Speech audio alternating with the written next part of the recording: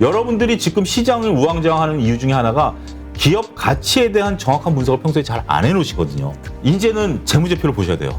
냉정하게 생각해야죠. 양면성이에요. 여러분들은 주식 보유자이면서도 신규 투자자가 될 수 있는 사람들이기 때문에 신규 투자에서 보면 내가 이 주식은 이제 잊어버리고 묻어두세요. 우리가 이제 그 모든 그 출연자의 말을 의심하자, 팩트 체크를 하자 이런 말씀을 나눴기 때문에 이것도 그냥 믿으시면 안 되고 그렇죠. 정말 그런지 여러 가지 상황을 팩트 체크하시고 왜냐하면 그래도 성장주가 돈을 벌게 해준다라고 얘기하는 분들이 또 많기 때문에 제가 여기서 또 한 가지 팁을 말씀드리면 그러니까 여러분들이 이 8.15에 출연한 다양한 분들이 출연하시잖아요. 그럼 여러분들도 그 출연자들에 대한 선호가 있으실 겁니다. 당연히 뭐 여기 출연하시는 분들 중에 누구 얘기가 정말 나하고 맞는다라든지 그 사람 얘기가 여태껏 많이 맞아왔다 이런 얘기가 있을 겁니다. 근데 제가 30년 동안 주식시장에 살아남은 이유 중에 하나는 비판적인 시각이거든요. 근데 여러분들이 누군가 얘기를 뭐 차용주 좋습니다. 차용주를 좋아하시는 분은 차용주 얘기가 맞다라고 생각하실 거예요. 근데 그거는 운동장에 이렇게 기울어진 겁니다. 무슨 얘기인 거 아니? 차용주를 좋아하는 시청자분들은 차용주 얘기를 하면 일단 플러스 몇 점을 주고 들어가요. 그래서 차용주가 지금 소비재를 얘기했으니까 야 소비재가 좋을 거야. 그럼 소비재 야 정말 이렇게 좋구나라고 생각하시는데 지금 서혜정님 말씀하신 앵커가 말씀하신 건 그겁니다. 그거에 의심을 더해서 비판적으로 보시는 거죠. 야 소비주들이 올라갈 것 같아? 지금 라면값 올렸는데 원재료 가격도 올라간다는데 그러면 이익이 줄어드는 거 아니야? 그렇게 생각하시는 게 이게 운동장을 기울기를 평평하게 만드는 거예요. 그럼에도 불구하고 좋아 보이면 그 주식 진짜 좋은 거고 메타버스든 NFT든 여러분들 다 의심해 보시는 거예요. 이게 진짜 돈이 될까? 메타버스가 진짜 돈이 될까? 뭐 이런 것들 의심해 보시면 쉽게 여러분들 나름대로 답을 찾을 수가 있어요. 그러니까 심리는 한쪽으로 기울어지게 마련이에요. 그리고 그 사람이 얘기하면 점수를 더 주고 싶은 게 사람 심리예요. 근데 반대로 생각하시는 연습을 하시는 것도 도움이 되실 것이다라고 말씀드릴 수 있겠습니다. 네, 알겠습니다.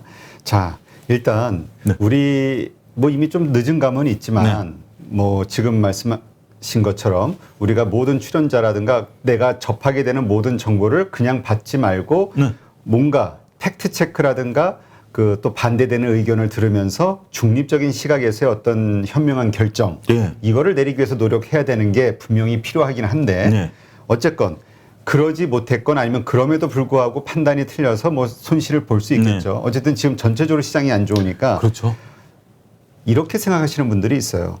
이렇게 어떤 개별적인 이슈 우리가 지금 나눴던 이런 것들보다는 그냥 시장이 상승할 때 들어오고 하락할 때는 그냥 빠져나가 있는 게 낫지 않냐 이렇게 보는 분들도 있거든요. 그러니까 어떻게 해야 돈을 벌까라는 관점에서 그게 이제 어려운 게 타이밍 잡기가 어렵다라는 겁니다. 그러니까 결국 이제 그것도 또 나눠 생각하면 그냥 이런 거 저런 거 모르니까 인덱스에 그냥 넣어놓자. 라시는 분들도 있어요. 내가 머리가 복잡하니까 인덱스에 적립식으로 넣자라고 하는 건데 지금 인덱스에 적립식으로 넣으신 분들 수익률이 거의 형편없을 겁니다. 왜냐하면 우리나라는 계속 횡보장세니까 결국 2020년에 올라갔던 게 지금 다시 내려왔기 때문에 횡보장세니까 미국 인덱스는 수익이 나지만 우리나라 인덱스는 수익이 안 난다. 더군다나 계속 물량이 쏟아져 붙고 있기 때문에 인덱스가 부담을 간다는 게 첫 번째고요.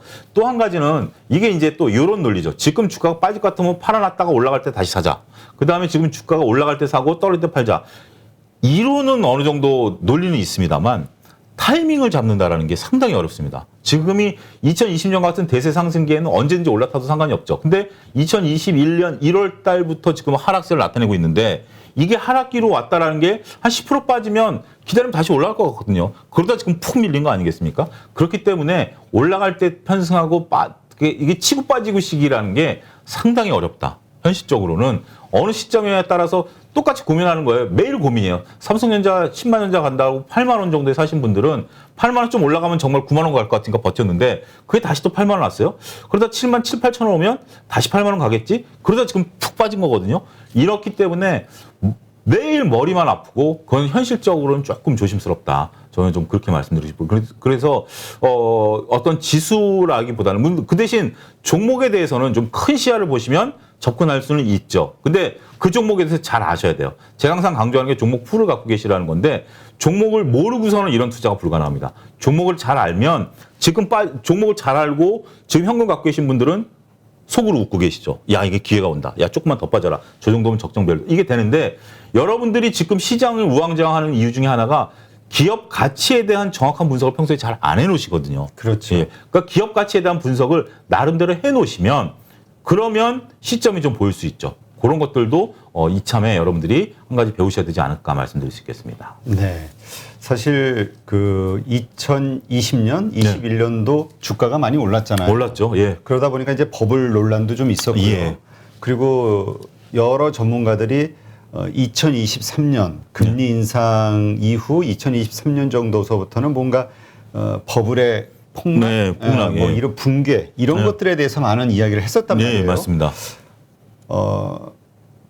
근데 이게 시기가 상당히 땡겨진 것 같아요. 땡겨졌어요. 그러니까 금리 인상 자체가 확 당겨졌으니까. 그래서 매파적으로 전제 이제 조건이. 확 바뀌어 버렸으니까. 예, 예. 그러니까 이제 지금 겁나는 거는 네. 그분들이 얘기했던 그 금융시장의 붕괴 네. 이런 것들이 지금 닥치는 거 아니야? IT 버블 때처럼. 그렇습니다. 저는 일부 종목에 따라서는 그런 것들이 나올 수 있다고 보여요. 특히 성장 섹터는 좀 불안하다라는 것들이죠. 지금 이제 우리가 금리 인상, 지금 이제 여러분들이 보시는 게 금리가 어떻게 보면 지금 아직 초저수준이에요. 금리가 초저수준이기 때문에 미국이 이번에 몇 차례 금리 인상을 한다고 그래도 그래봤자 1%예요. 지금 우리가 1.25인데 그래봤자 1%예요. 그럼 절대치로서는 굉장히 낮은 수치입니다. 그럼에도 불구하고 여러 가지 이제 시장의 우려점들이 있죠. 물론 반문하시는 분들은 야, 미국이 금리를 올린다라는 근저는 미국의 경기가 살아있기 때문에 금리와 주식시장이 반대 간다라는 건 1980년대 이론이고 2000년대 들어서 대학에서도 금리와 주식은 같이 간다. 이렇게 이론이 바뀌었다. 이렇게 반문하시는 분들도 있습니다만 지금은 금리도 두려웠고 또 기업 실적도 두려운 거예요. 2020년과 2021년에는 그 경기가 주식의 기업의 이익이 너무 좋았는데 그건 기저효과죠. 2020년 대비해서 2020년은 워낙 박살이 났으니까 2021년은 주가보다는 어쨌든 기업 실적들이 어마어마하게 드라마틱하게 나왔죠.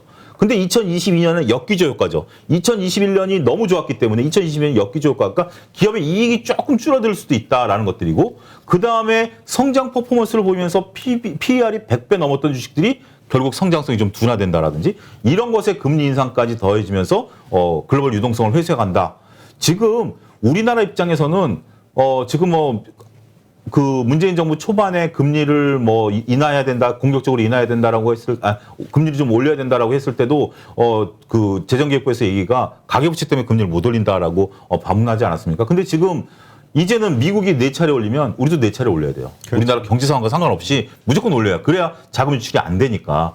그런 부분들을 감안하면 국내 시장에 있어서는 이게 물론 적응은 하겠죠. 긴 시야를 보면 어떤 악재든지 시장은 적응을 합니다만 지금 당장만 놓고 본다라면 일단 이 확대된 변동성이 그리고 사람이 그렇잖아요. 이렇게 돌을 물 속에 던지면 파도가 이제 하다가 점점 가라앉지. 지금은 이게 막 돌이 던져진 시점이거든요. 그러니까 이 파동이 이러니까 지금 상황에서는 이게 앞으로 낙관적으로 갈 것이다. 이 또한 지나가리라라고 그냥 막연하게 견딘다라는 것도 쉽지 않다라고 좀 말씀드릴 수 있겠죠. 그러니까 좀 어려운 거예요, 이게. 예. 그러니까 지금 손절할 시기는 이미 늦었다. 늦었죠. 덮어야 된다. 네. 근데 또 한편으로는 지금 버블이 붕괴되는 게 되면은 우리 IT 버블 때 생각하면 거의 10분의 1 토막 이상 그렇습니다. 날 수도 있잖아요. 성장주 같은 경우는. 저는 일부 종목에 대해서는 그런 가능성도 배제할 수 없다고 봅니다. 일부 종목이라는 건 우리 메타버스라든가 이런 쪽 얘기하시는 건가요? 특정 섹터를 제가 꼽기보다는 지금 이제 우리가 성장주 섹터로 넣었었던 부분들은 여러분들이 잘 보셔야 되는 게 이제는 재무제표를 보셔야 돼요. 물론 그 메타버스나 NFT가 미래의 먹거리인 건 맞습니다. 플랫폼이 미래의 먹거리인 건 맞는데 여러분들 이렇게 생각해 보셔야 돼요. 지금 저는 페이스북 세대예요. 근데 저보다 좀 젊은 세대는 인스타그램 세대예요. 근데 제 아들은 틱톡을 써요. 그러면 그 아들이 또 아들을 낳으면 뭘 쓸지 모르죠. 우리가 페이스북이 왜 이름을 메타로 바꿨겠습니까? 저는 이게 굉장히 획기적이다라는 거. 그렇죠. 우리가 페이스북이 영원히 시장을 장악할 걸로 봤지만 그게 벌써 한 세기도 되기 전에 인스타그램에서 틱톡까지 왔어요. 그러면 이런 제가 지난번에도 욕을 먹긴 했는데 예를 들면 카카오톡을 우리가 10년, 20년 뒤에 쓴다라고 사람들이 생각하시지만 일단 저는 비판적인 생각, 쓸 것인가에 대한 고민. 그리고 카카오톡은 돈이 안 돼요.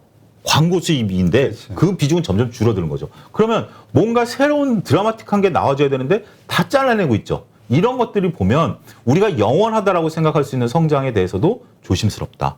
저는 그런 부분. 그러니까 이게 뭐 된다 안 된다라기보다는 이런 의구심을 가지면서 여러분들이 지금 갖고 계신 종목이 그런 의구심을 나타낸다면 지금 게임주들 좋습니다. 다 NFT에서 게임주들이 한다라고 하는데 결국 NFT도 표준이 나올 것이고요. 대장주가 모든 것을 먹는 상황이 나올 것이고요. 게임 계속해서 신작 게임이 나온다라고 하는데 여러분들 오징어 게임이 나온 다음에 바로 뒤에 나왔던 지리산이라는 드라마 생각하십니까?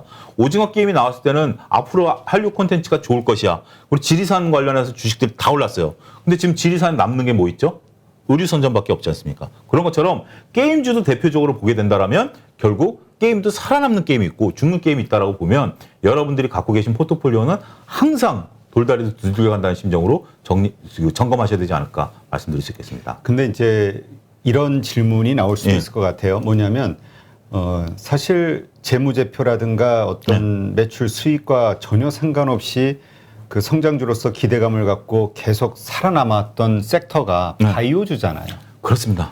그 바이오주를 보더라도 지금 당장 못 보는 뭐 메타버스나 NFT나 어떤 당장 실적이 나오지 않는다 하더라도 바이오주를 예를 들면서 이게 좀 그래도 IT 버블 때처럼 폭락하거나 그러진 않지 않겠느냐.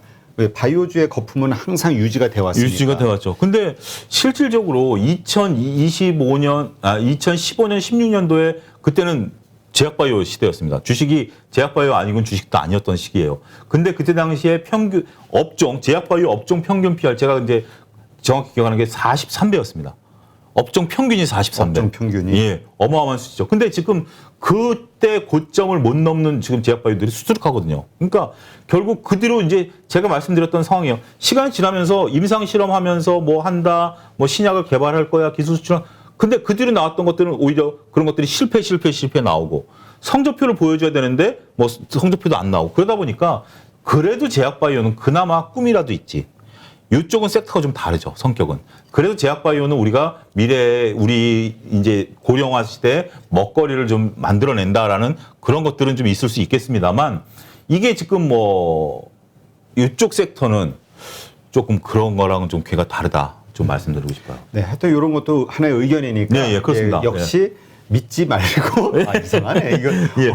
오늘의 컨셉은 믿지 말자. 믿지 말고 정말 상황이 그런지 또 반대되는 의견을 가진 분들의 의견도 좀 듣고. 맞습니다. 예, 그 다음에 이제 중립적인 상황에서 팩트 체크하면서 나름대로의 판단 결정을 하시기를. 네, 그렇습니다. 그건 진짜 여러분들이 꼭 진짜 견제하셔야 될 주식시장에 살아남기 위해서 견제하셔야 될 중요한 모습이다라고 말씀드리겠습니다. 네. 아니.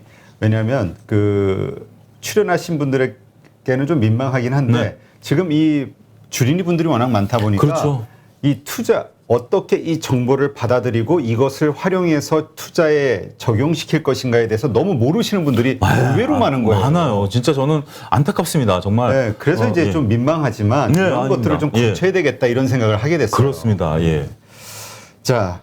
앞으로 남아있는 거, 근데 이제 또 긍정적인 쪽으로 좀 얘기를 해볼게요. 과거의 데이터를 보더라도 금리 인상 시기에 주가가 하락한 적은 없다. 계속 맞습니다. 상승을 해왔다. 이게 이제 앞으로 좀 긍정적으로 보는 분들의 이야기란 말이죠. 네. 근데 이제 그거는 이제 좀 시차가 좀 있는데요. 그러니까 이제 결국 우리가, 불과 얼마 전까지만 하더라도 이렇게 금리 인상에 대해서 두려워 안 했어요. 그러니까 금리 인상에 대한 여러분들 히스토리를 보면 작년 이맘때 금리 인상 얘기가 나오면서 시장이 한번 흔들렸다가 결국 이제 연준이 금리 인상에 대한 가이드라인을 발표하면서 여름서부터는 오히려 장이 뜨거워졌어요. 그렇지만 지금 다시 금리 때문에 장이 차가워진 것은 연준이 말을 바꿨기 때문이거든요. 그리고 매파적인 성을 바꿨기 때문에 우리가 항상 주식시장이 가장 싫어하는 게 서프라이즈예요. 서프라이즈고 제가 또 이런 얘기를 드리는 거예요. 예를 들어서 제가 어떤 사람 친구를 놓고 제가 이 컵을 놓고 컵이 사람이라고 치겠습니다. 컵을 사람은 내가 너 때릴 거야 그러면 이 컵이 준비하겠죠. 근데 한 대 딱 때리면 이게 컵에 충격이 없어요. 근데 갑자기 가만히 있는데 웃으면서 얘기하다 내가 갑자기 팍 때려버리면 놀래죠. 무슨 일이지? 얘가 왜 날 때렸지? 싸우자는 건가? 그런 것처럼 지금 여러분들이 금리 인상이 매파적으로 바뀐 건 시장이 당황한 거예요. 갑자기 금리 인상은 천천히 할 거야 라고 해서 마음에 안심을 시켜놨다가 갑자기 땡긴다니까. 이거 어떻게 해야 되지? 이제 적응할 시간을 달라라는 거예요. 결국 적응할 겁니다. 적응하고 올라갈 건데 그러한 시간이 필요하다는 게 첫 번째고요. 두 번째는 우리가 금리가 올릴 때 그러니까 금리가 올라갈 주식시장이 올라갔다는 것은 금리와 경제와 기업 실제 같이 갔다라는 거예요. 근데 지금 우리가 금리 이전에 기업 실적을 먼저 땡겨왔죠. 그렇기 때문에 과거와는 조금 결이 다를 수도 있습니다. 경기 실적, 기업 실적을 땡겨왔기 때문에 이번에는 요 적응하는 시간이 좀 오래 갈 수도 있다. 저는 그렇게 보고 있습니다. 네. 그러니까 과거에 그러니까 그 논리에 대해서 또 이렇게 얘기하는 분들도 있긴 하거든요. 그냥 평범했던 어떤 시장 시기와 네. 지금은 주가가 많이 올라와 있는 상황 아니냐. 네, 그렇죠. 그러니까 좀 다를 수 있다. 네. 이렇게 얘기를 하시는 대표적인 분이 이제 김영희 교수님이셨는데. 네, 김영희 교수님은 그러시죠. 네. 그렇다면 지금 과거의 데이터만을 믿고 다시 요 어두운 이 혼란의 시기가 지난 후에 다시 상승이 시작이 될 거야. 그러니까 길지 않은 시간 내에 이 혼란이 정리가 되고 다시 상승할 거야라고 생각하기에는 좀 상황이 다르다. 이렇게 그래서 보시나요? 저도 지금 오늘 SNS를 보면서 좀 이건 아니다 싶은데 제 개인적으로 이 또한 지나가리다. 많은 분들이 올리셨어요. 괴로우니까 이거 참고 기다려. 근데 이 괴로운 시간이 생각보다 좀 길어질 수도 있다 생각이 들면서 그냥 단순하게 어떻게 보면 이 또한 지나가리다. 뭐 이렇게 되면 우리가 군대에서 얼차려 받을 때 이 또한 지나가리다. 그럼 또 짧은 시간 내에 그 얼차려가 지나가는 거 아닙니까? 근데 지금 이것을 그런 식으로 그냥 쉽게 생각하기에는 지금 상황이 워낙 복잡해졌다. 저는 그렇게 보고 싶습니다. 네. 자, 그렇다면 이제 개인들이 어떻게 이거에 대해서 대처할 것이냐. 지금 네. 차 소장님처럼 조금 더 시장을 어둡게 본다고 했을 때 네. 혹은 긍정적으로 보는 분도 있을 것이고 그렇죠. 어떻게 각자에 맞는 그래도 이제 리스크 대처는 좀 해야 되니까. 예. 근데 지금 리스크 대처를 하기엔 좀 쉽지가 않으니까 좀 이미 늦었다라는 지났다? 거, 예, 좀 늦었기 때문에 지금부터 여러분 눈에 불을 켜고 주식을 좀 보십시오. 제가 그러니까 2020년 3월 달에 어떤 경우가 있었냐면, 저는 이제 종목풀이 있었으니까 주가가 빠지는 거예요. 빠지니까 그때 저는 이제 좀 코로나 상황이 심각할 거라고 보고 현금을 좀 비중을 높여놨었기 때문에 쭉 빠지는 상황에서 종목들이 눈에 들어온 거예요. 그때 어떤 종목들이 들어왔냐면 액면가 이하 주식들. 싼 거, 그렇지. 네. 그러니까 그냥 단순하게 봤을 때 그때 미래에셋대우가 3,600원까지 빠졌어요. 액면가 5,000원짜리가. 야, 미래에셋대우 증권이 5,000원짜리가 3,600원 이게 업계 일인데 최소한 나는 그때 그렇게 생각했어요. 2년만 놔두면 액면가 이상으로 가겠지. 그러면 한 20% 보겠지. 1년 동안 20%씩 보겠지. 근데 그게 한 달 만에 올라왔고요. 그런 종목들이 이제 보이기 시작할 거예요. 지금 여러분들이 다 암울하고 여러분들 종목만 보니까 암울한 것 같은데 몇몇 종목들 같은 경우 보면 빠져주는 종목들이 고마운 종목들이 있어요. 그러니까 냉정하게 생각해야죠. 양면성이에요. 여러분들은 주식 보유자이면서도 신규 투자자가 될 수 있는 사람들이기 때문에 신규 투자에서 보면 내가 이 주식은 이제 잊어버리고 묻어두세요. 어쩔 수 없습니다. 그러면 근데 제가 또 한 가지 이 주식을 물타기 그러면 하는 게 좋지 않느냐라고 봤을 때 이 기준을 정해드릴게요. A라는 종목을 갖고 있는데 난 딴 종목 다 싫고 A라는 종목만 눈에 들어와. A라는 종목은 앞으로 갈 것 같아. 그럼 물타기 하십시오. 근데 A라는 종목이 나는 쳐다보기도 싫어. 진짜 없으면 좋겠다. 그럼 물타기 하지 마십시오.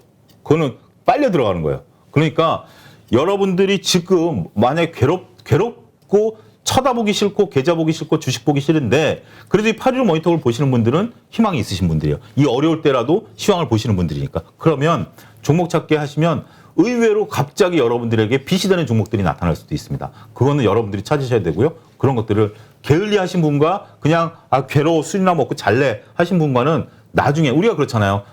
좀 힘들 때 공부하신 분과 힘들 때 그냥 자포자기한 분은 우리가 확 달라지는 것처럼 주식시장도 마찬가지입니다. 그렇게 한번 해보십사라고 말씀드리고 싶습니다. 근데 차 소장님 말씀을 들으니까 예. 이렇게 해보는 것도 괜찮겠네요. 일단은 네. 우리가 그러니까 여러 형태로 들어오는 정보 혹은 네. 뭐 하여튼 여러 가지 찾기 위해서 노력을 해서 네. 그러니까 뭐를 선택을 지금 바로 하기보다 네. 괜찮다고 생각하는 것들을 픽해서 관심 종목으로 놓고 네. 거기 다시 한번 점검을 해보는 거죠. 그렇죠. 그 관심 종목들 가운데서 무엇이 앞으로 괜찮을 거라고 예. 생각이 되는지 논리라든가 예. 그 중에는 뭐 싼 게 될 수도 있는 거고 그렇죠. 예. 그런 것들을 보고 네.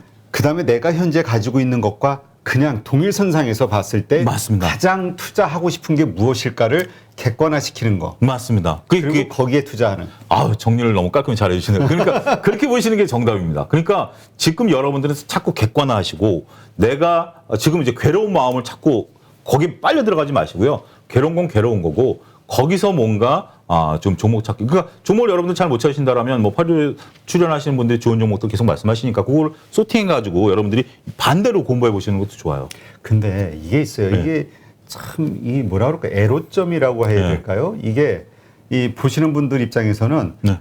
그래 지금 여기 이제 나오시는 분들이 괜찮아라고 생각해서 얘기해 주시는 주식들이 지금 이미 많이 와 있는 주식들이란 말이에요. 또 올라가고 있는 주식들. 그러니까 야, 어떻게 저 비싼 가격이 저렇게 많이 올라왔는데 어떻게 사지? 이런 생각을 할 수밖에 없는 거죠.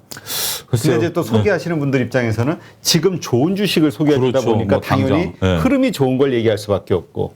근데 이게 얼마나 더 좋을 수 있겠느냐에 대해서 이쪽 보는 분들 가운데서는 또 의심이 드는 거고. 그렇죠. 그런 것들이 좀 있는데 그렇다 하더라도 조금 뭐 발품 파셔야죠. 여기저기 발품 파셔야 되고 여러분들이 스스로가 아니다라고 하면 뭐 다양한 매체에서 요즘은 뭐 포털 사이트에서도 그러니까 제일 또 권해드리고 싶지 않은 종토방 들어가지 마시라는 거. 종토방이 뭐예요? 종목 토론방. 아, 종목 토론방. 종목 토론방 들어가서 위안을 찾으려고 해봤자 거기는 제가 볼 때는 별로 노이즈만 심한 시장이고요. 뭐 포털 사이트 같은 데서 검색이 많이 되는 종목이라든지 아니면 뭐 토론이 많이 되는 종목 그런 것들 그냥 종목만 나오니까 그런 것들을 자꾸 여러분들 나름대로 상황에서 찾아보세요. 그렇게 해서 종목을 뒤지다 보면 저도 BGF 리테일이라는 종목을 안 보고 있다가 어떤 뭐 이렇게 검색 상위에 그게 올라있더라고요. 그래서 주가를 쳐보고 리포트 들어보니까 괜찮더라. 그래서 일주일 전부터 BGF 리테일을 보고 있는데 주가 견조해요. 막 이런 식으로 저라고 해서 뭐 항상 기업 분석부터 종목을 찾는 거 아니에요. 여러 가지 이제 뭐 저도 핸드폰 보고 신문 보고 하다 보면 의외의 좋은 종목들이 나오거든요. 근데 그거를 하느냐 안 하느냐는 여러분들 손에 달려있다. 그렇게 말씀드릴 수 있겠습니다. 우리가 이러한 것들 지금 우리가 되게 논리적이고 되게 냉철하게 지금 현상을 파악하고 이거를 벗어나기 위해서 할 수 있는 방법들에 대해서 이야기를 했단 말이죠. 그러니까 이런 거죠. 그럴 의지가 있는 분들, 맞습니다. 준비가 있는 분들은 이게 가능한데 많은 분들이 아예 이런 의지조차가 없는 거야 지금. 자포자기. 그러셔서는 안 됩니다. 그거는 여러분들 스스로가 그냥 돈을 놓는 거예요. 절대 그러셔서는 안 됩니다. 정말 이건 진짜 간곡히 부탁드립니다. 제시 리버모어가 그런 얘기했어요. 주식 투자는 게으른 사람의 게임이 아니다. 게으른 사람의 게임이 아니기 때문에 여러분들이 게으르시고 정말 다 하기 귀찮다라고 하면 냉정하게 말씀드리지만 주식하시는 게 곤란하실 수도 있습니다. 다 주식을 해서는 안 된다라는 지론을 저는 말씀드리고 싶어요. 자, 그러면 안 된다는 건 알겠어요. 그러면 자, 내가 이 정말 자포자기하고 쳐다보기도 싫고 혹은 자신감을 다 잃어서 이제 뭘 봐도 이게 예전 같으면 이건 이러이러 괜찮을 거야 라고 딱 결정하기가 쉬웠는데 지금은 자신감이 잃고 하다 보니까 그렇죠. 자기 스스로도 자기를 못 믿는 거지. 네, 맞습니다. 그러니까 이거 보고서 이게 어떨까 모르겠어. 자신도 없고. 자신감을 찾는 게 가장 좋은 방법인데요. 일단 자신감을 찾기 위해서는 글쎄요.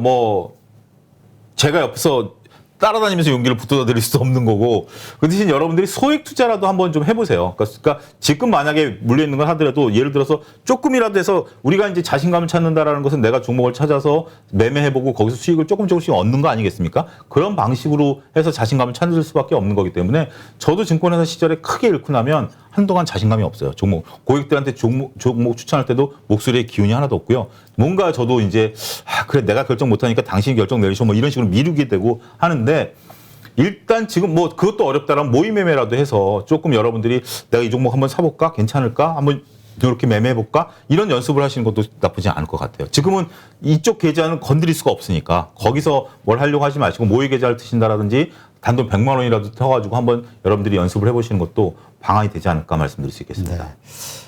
맞습니다. 이게 작은 성공 이런 것을 몇 번 맛보게 되면 자연히 자신감이 불게 되고 여러 가지 액션 하기가 좀 더 그러니까 행동하기가 쉬워지는데 그렇죠. 지금은 그런 식으로 자기 좀 힘들다 하더라도 멘탈이 지금 많이 어렵고 심리적으로 괴롭다 하더라도 그런 것들을 조금 키우기 위한 노력을 할 필요가 그렇습니다. 있겠네요. 지금 좀 움직이셔야 돼요. 그냥 너무 자포자기 하지 마시고요. 조금씩이라도 우리가 그렇잖아요. 조금 외람된 얘기지만 우울증 있는 분들에게 바람도 세고 햇빛도 좀 세라고 얘기하는 것처럼 여러분들 지금 주식 보시면 다 우울증 걸리신 건 맞아요. 그렇기 때문에 여러분들 조금씩 움직이시면서 컨디션을 좀 회복해 주시길 바라겠습니다. 일단 아까도 잠깐 말씀하셨지만 내가 지금 신용을 쓰고 있다. 이거는 다 정리를 하는 게 좋다? 신용은 어떠한 저도 경험상 이론도 돈으로 메꾸실 수 있는 분이 아니라면 과감한 정리가 필요하다. 알겠습니다. 살을 도려내는 게 그나마 덜 썩는다. 죄송합니다. 이런 말씀 외에는 좀 드리기 어려울 것 같습니다. 그러니까 최소한 살아 있으면 조금이라도 숨이 붙어 있으면 그걸 가지고 다시 할 수 있으니 그렇습니다. 지금은 그 최소한의 것이라도 지킬 수 있는 맞습니다. 예. 방법을 생각해 보자. 네, 알겠습니다. 힘든 장이라 여러 가지 어두운 얘기를 할 수밖에 없는데 이게 또 현실이니까요. 그리고 그렇죠. 인생인 것 예. 같기도 해요. 인생이라는 게 항상 뭐 좋은 날만 있지 않잖아요. 네. 업앤다운이 있는 거고 네. 문제는 이런 다운을 어떻게 잘 극복하느냐. 그러면 이제 다음엔 또 좋은 날이 오니까 분명 옵니다. 네. 분명한 거는 이 시장에 상황에 잘 대해서 살아남으셔야 됩니다. 여기서. 네. 이 상황에 대해서 한번 심사숙고하고 내가 어떠한 방식으로 대처할 것인가를 깊이 고민 후에 결정하는 거. 네, 맞습니다. 결정을 못하는 분들이 많아서 결단 내리실 땐 내리셔야 돼요. 네, 네. 자신이 판단하고 딱 오르면 오르는 대로 내리면 내리는 대로 어떠지 어떻게 하지 팔아야 되지 사야 되지 본인이 헷갈리니까 더 괴로운 거라 괴로운 상황에 따라. 예. 네, 오늘 좋은 인사이트 함께해 주신 차용주 소장님 고맙습니다. 감사합니다.